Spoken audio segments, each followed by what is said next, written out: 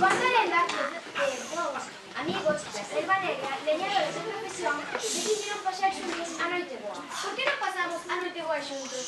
Moi boa idea. Vearemos, cantaremos, bailaremos e pasaremos genial.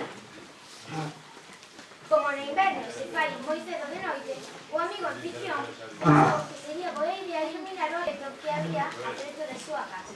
Vou adornar a veta con luces de cores, así verás a miña cabana desde lonxe. Será a árvore máis bonita de toda a montaña.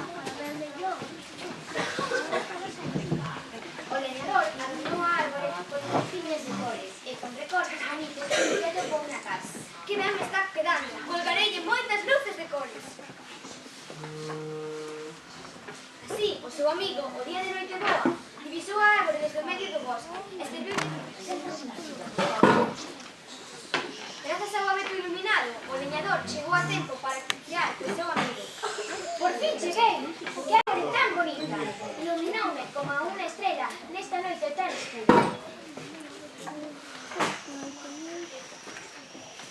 E así, os dous amigos reunidos a carón do lume pasaron a noite boa xuntos, crearon e cantaron canxoriñas.